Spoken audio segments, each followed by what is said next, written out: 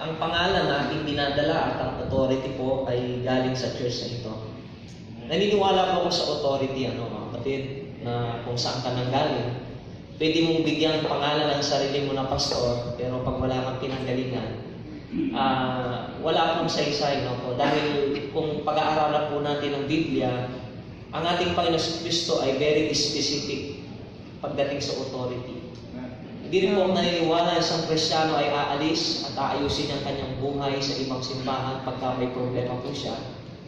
Sapagkat ako naniniwala na kung umalis ka without the blessing of your church, lahat po naging pagpapagaling, walang mawawalang kabuluhan.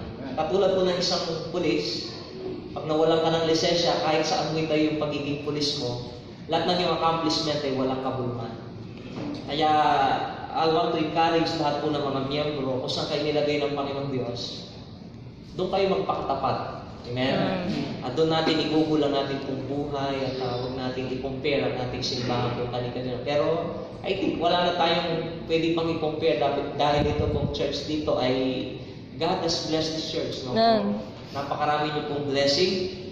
Ako po ay nagsimula, maubos po ang aking oras sa aking patotoo, pero lang po. Halos mga miyembro po dito, siguro mga 60% hindi na ako kilala, no?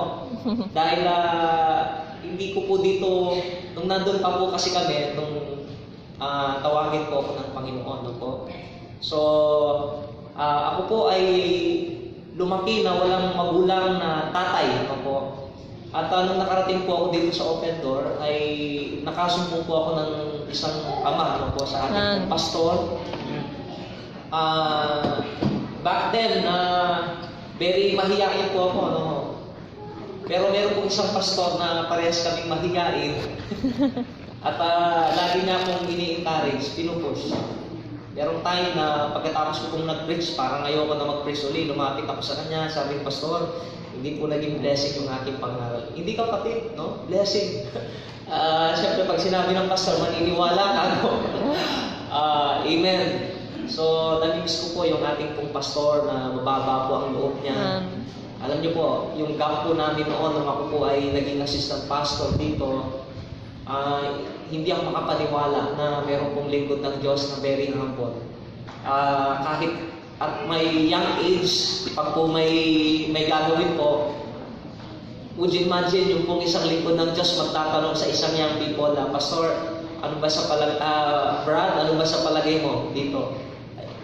Yung open po siya pagdating sa mga suggestions. And dahil po doon, na-develop po ang aking leadership bilang isang kabataan, no po. So, namimiss ko po yun. In fact, sabi ko nga po kay Zia, sabi ko, kung alam mo, kung mag-start tayo ng isang gawain, gusto ko, umuwi muna tayo sa Mother Church, maging miyembro muna tayo uli doon, at bago tayo lalabas uli, dahil namimiss po talaga namin ito, mga kapatid. At saksi po kami kung ano pong ginawa ng Diyos dito. Po, kasama po kami. Namimiss ko rin yung strictong choir director. Namimiss ko lahat. At yung mga men po natin na medyo maingay at makukulit, no? Namimiss po natin lahat.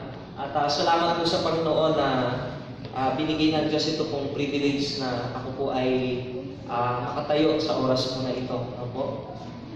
At tinanong ko po si Pastor kung ano po yung team po natin. Pero ang sabi niya, Pastor, ito po yung team, pero nasa sa inyo po kung ano yung inilid ng Diyos sa inyo. Muli po, marami pong salamat sa bawat isa po sa atin. No po? Salamat din kay Pastor Leo, nakasama po natin ngayon. No po? At si Mrs. Panghal. No? At nasa programa po tayo na yung pagbuwin ng ating mga mahal sa buhay. Alam nyo, gusto ko lang po kayo encourage bago tayo mag-proceed sa ating pong text na masyado na pong mabilis yung panahon, yung mga pahiwatig na mga salita, that we are almost near to the end. Amen? Ang ating pong bansa, Hindi ko alam kung ayaw nila ng matinong presidente or kung anong gusto ng mga tao at ngayon po nagkakaroon po ng kaguluhan. We are not safe.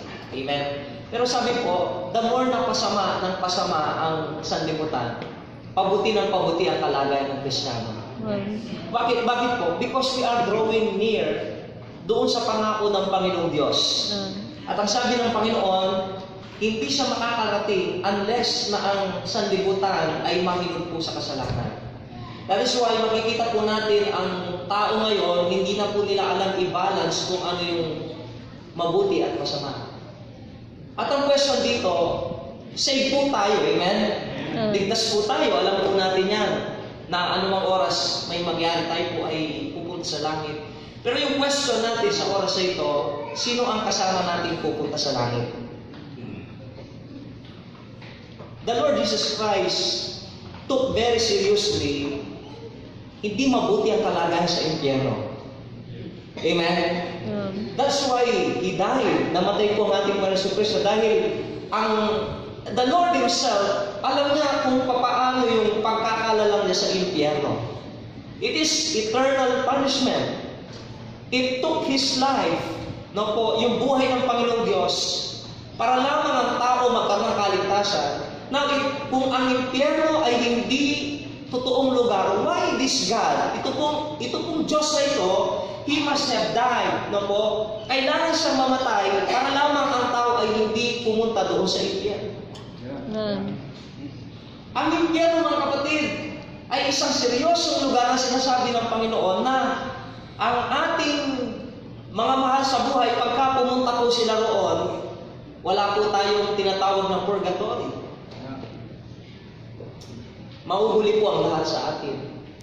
At meron po mga pagkakataon minsan na we take it very lightly. Pagka umuwi po tayo ng bahay, nakikita natin ang ating mga mahal sa buhay, nandyan lang po. Tapos pupunta po tayo sa church, sinasabi natin, pinagpipray ko ang ating pamilya. Pastor, yung aking pamilya, pinagpipray ko po. But what is your part? What is your testimony sa inyong mga mahal sa buhay? At gusto ko pong i-share sa inyo yung aking testimony kung paano ko po nailapit ang aking mga mahal sa buhay. Now, tignan niyo po. Minsan po, ang desire natin mawin ang ating pamilya, pero gaano nila nakikita sa atin na ganun kalalim ang ating desire na sila po ay huwag mapahamak sa impyerno. Sometimes sinahanda natin sila yung ayaw natin sila magkasakit, nasasaktan tayo pagka po may dinaramdam po ang kanilang mga pisikal na katawan, pagka may problema sila. But how about yung pwede nilang maranasan sa impyerno na forever ang kanilang pagsigaw, pagtangis, it will be a never-ending punishment. Sabi kasi ng Bible, as we live eternally in heaven, so they are in damnation. Eternal damnation. Nandun po sila sa impyerno, mga kapatid. Walang minuto at segundo na hindi sila tumatangis. And sabi ko, gusto na nilang maglaho at mawala. Pero alam niyo po, meron isang bagay na yung diwa ay hindi mawawala. At yun po yung dadalhin sa impyerno ng tao ito na, yes, buburahin ng Diyos ang ating remembrance, sabi po ng Bible, hindi na natin sila maalala. Pero habang nandito ka, matitik ba ng isip mo na meron kang mahal sa buhay, na pinaghahapag ka ng masarap na pagkain, niningitian ka, kakwentuhan mo, nagkakayakapan kayo, magkasama kayo sa mga kayo pumupunta, na itong tao na ito ay pupunta sa impyerno. Alam niyo po, nung ang aking pamilya ay hindi po nag-a-attend. Tumalikod po ang aking ate, ang aking kapatid ay nabarkada po, may mga kasama sa mga bakla, yung bunso po namin kapatid. Ang nanay ko po ay may bisyo, naalala ko po noon, sinumbong ko po kay pastor because gusto kong patunayan na seryoso kong Kristiyano. No? Hindi ko pagtatakpan yung nanay ko, kaya sinumbong ko po kay pastor. Pag alis si pastor sa bahay, ang sabi ng nanay ko, ikaw na impostor. But listen, nag-aaral po ako sa Bible School, nag-teachers ako dito, mag-isa lang po ako, di ko kasama ang aking mga mahal sa buhay. Pero mga kapatid, pinakita ko sa kanila ang aking desire. I have only one desire. Minsan lang ako magiging masaya kung makita kong pamilya ko na silang lahat ay naliligtas. Pagkagaling ko po ng school, nanonood sila ng TV sa labas, ako po'y aakyat at bubuksan ko po ang Biblia. At everyday ito yung nakikita nila, nagpipray ako. Pero pag inuutusan ako, susunod po ako, wala akong ihimbian pagka inutos ka, ipuprove mo. Pero nakikita ng ating mga magulang, very obedient, ang ating mga kapatid, very obedient itong kapatid natin, itong anak ko. Pero bakit merong something sa buhay niya na parang hindi ko nakikita na masaya siya, nakasama kami. No po, nakikita niya lang ako na excited pag pumupunta sa church, nakikita ko excited pagka pinag-uusapan ko yung Panginoon, yun ang nakikita. Alam niyo po, dumating yung time na silang lahat ay nakikurious na napakabait ng kapatid natin, pero ano yung dahilan? Anong nagkikip sa kanya? Bakit malungkot siya? Ay po, sinabi ko sa aking mga kapatid na yung buhay mo ate, sabi ko, wala kang mapapala dyan kung yan ang magiging buhay mo. Sabi ko sa kanya, dati kang Kristiyano, lumayo ka sa Panginoon. Sabi ko, yung kagalahan lang natin ay yung bumalik sa Panginoon. Mga kapatid, hindi ko namamalayan ang aking pamilya ay pinapanood pala nila ang aking buhay. Alam mo, ang hirap, bilang isang mana ng pala sinasabong pinagpipray mo mga kapatid, and then kasama ka lang nanonood ng TV, nanonood ka, tumatawa ka na sobrang lakas pagka may nakikita kang napapanood na.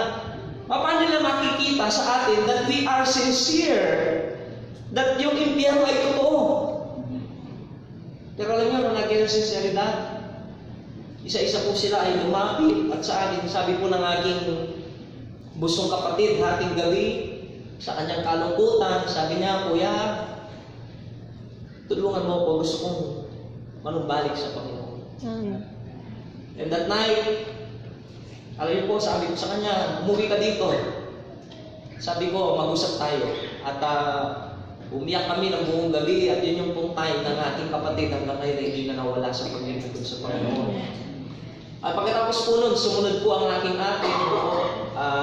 Medyo masalimot po ang kwento ng buhay ng aking ate. And then, bisan po, gabi rin po nung siya ay nagsalita sa akin, sabi niya, Kokoy, ang lungkot ng buhay ko. Sabi niya, umiyak siya.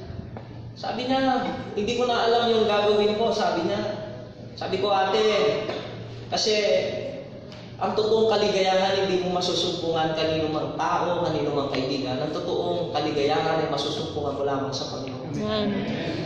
Ang ating po po'y nanumbalik at ngayon po nasa Amerika po siya, but nung nandito po siya ay napaka-faithful niya po sa gawain. At ngayon po kahit malayo na po siya, financially, hindi niya nakakalimutan yung obligasyon niya sa Panginoon at ang ating pamilya.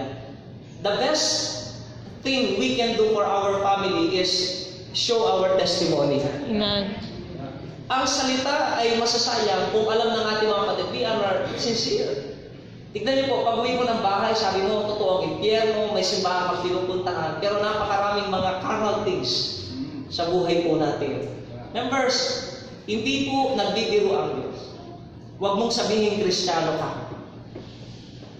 Kung ang ating pamilya ay hindi po tumanggap sa Panginoong Diyos, pagsisiyan natin sa buong buhay po natin ang ating mga pamilya.